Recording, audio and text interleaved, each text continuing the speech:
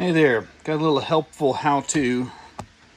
I'm putting up 12-foot sheets of drywall, and I don't have a worker with me today, which, if you're a contractor, you know what I'm talking about.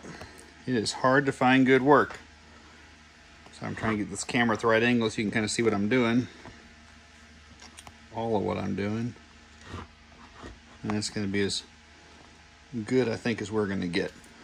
Okay, what I do when I hang drywall by myself is I'll either use a 2x4 or a 1x, usually treated 1x if I do that. The pine boards that are trim are typically not strong enough for this.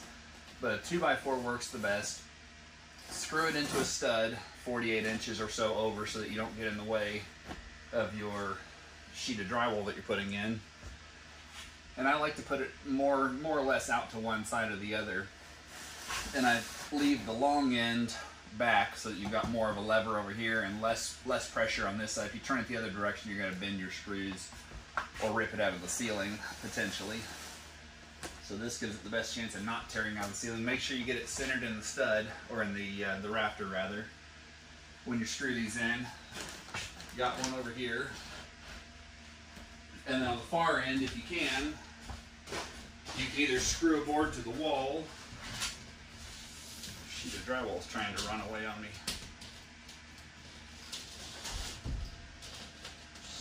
Stay, baby. Stay. Good. Over here. I knew she wasn't going to stay there. There we go. Maybe. You can either screw a board to the wall, which is fine. It'll leave some holes that you've got to patch. Or you can screw it to the last piece of drywall you put up right through there into the rafter above, and then at least 48 inches over to get your room to put your board in. This was a remodel where the ceiling had water damage, the walls don't have water damage. So we've torn all the ceiling drywall down and put in new insulation. And I'm trying to stuff this drywall up on top of the old piece of wall drywall just to give it something to support that far side of the drywall sheet, and get it as close to how it was originally and how it's intended to be installed as I possibly can. There are other ways to do that, but this is what I prefer to do if you can. So, here we go. These sheets are kind of heavy. This is not a safety video. This is a how-to if you have to video, but I'm not recommending anybody do what I do. I'm not a safety instructor.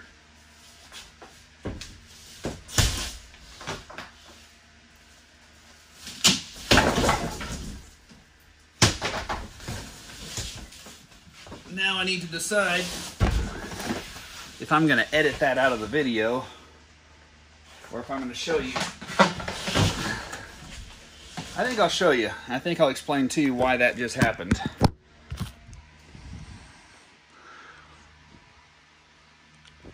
If I can get my phone to focus correctly. What happened here, and I was afraid I did it. I didn't see it at first. You can see how clean and straight that break is. I have my drywall there in the other room, and when I was cutting one of the sheets with a razor, I apparently cut all the way through and scored the backing on this one. So, that's why you shouldn't do that. Again, it's not a safety video. This is what not to do right now. I'm going to try that again and see if I can hide this sheet somewhere where the rest of the guys won't see what I did. Okay, I'm going to set you down for a minute. I'll turn it back on. I'll leave it on. Figure out the angle here in a minute. Okay, well, that's trash, basically.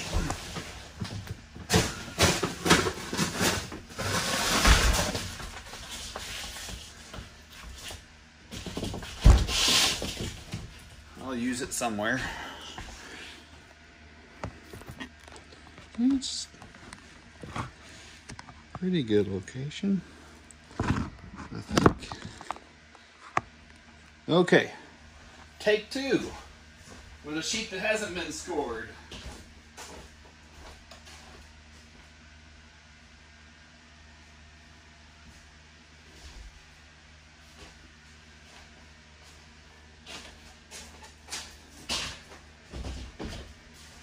Foot sheets get pretty flexible and pretty flimsy.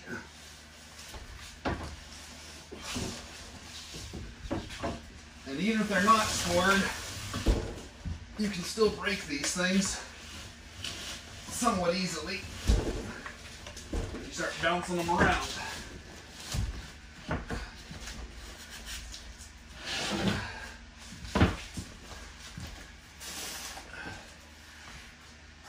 But once you get it up here, you can do what you got to do to line it up and get it where you need it, and it'll stay there. And you can even come back in later and shim it to get it up flush against the rafters, or you can just walk through and push it up against the rafters as you need to.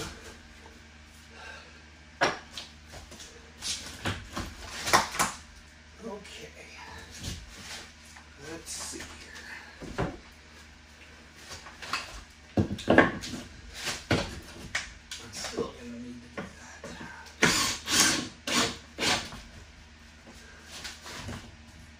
I don't think this one is gonna, don't think I'm gonna be able to hammer this one up there like I'd like to.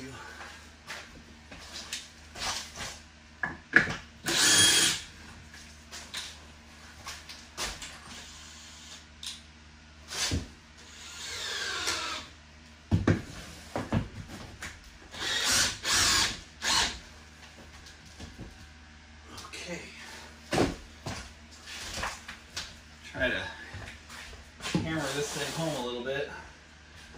The way I do this, if you're hammering on this sheetrock, either use a soft blow, or I'm sorry, a dead blow hammer and a 2x4, and just put the 2x4 against it and hit the 2x4. Make sure you don't get your fingers pinched in here. I'm going to use a piece of old 4x4 I had laying around here, since it's got pretty good weight and works kind of like a dead blow hammer. Try to hammer this thing home.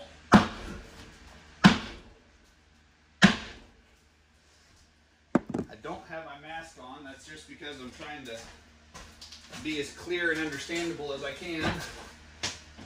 Normally I'd be wearing a mask and earplugs. Sacrifices for YouTube.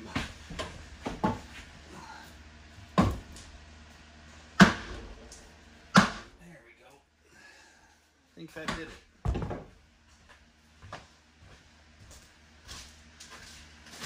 Yep. Okay, she's in there.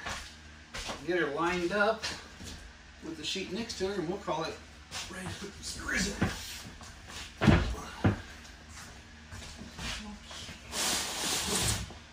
we go.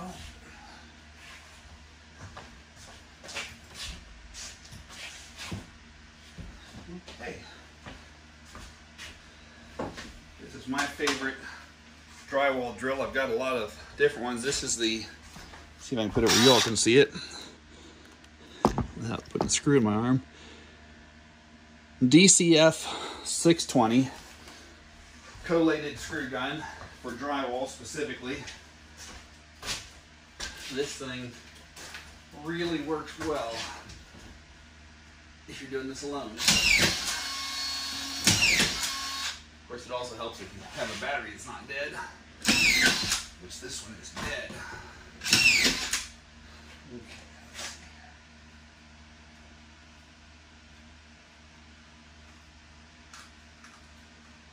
You can adjust the screw depth on this gun with a turn dial.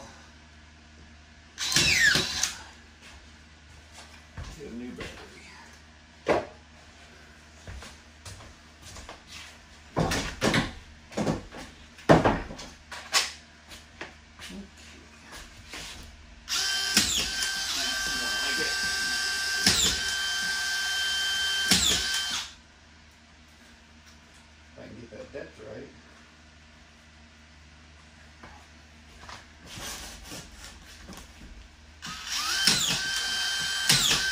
That's better.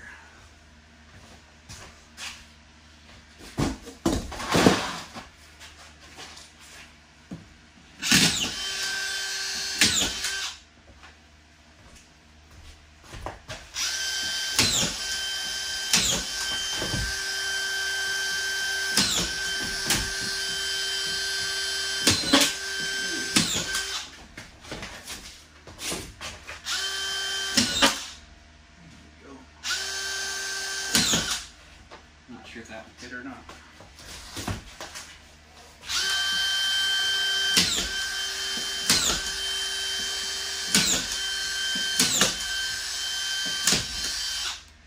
Out of screws. Thing reloads quickly. Put a lot of miles on this gun, and so far I haven't worn any of the parts out. There we go.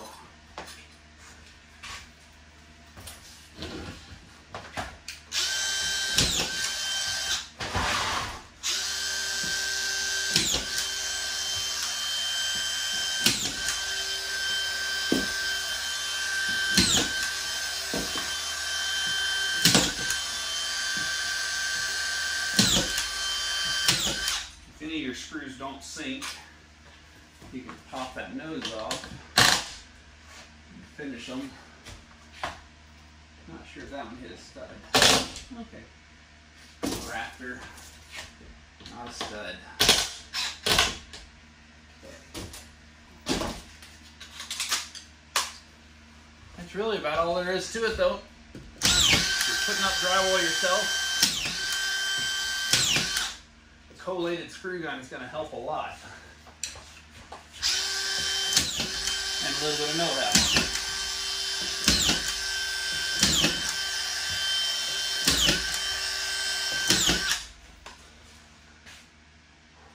Boy, toasty in here. Get to turn the air conditioner on here in a couple of days. As soon as we get it all dried in. Okay. There you have it. I did miss one screw in there. One or two. One of them I think caught. Missed 2 screws.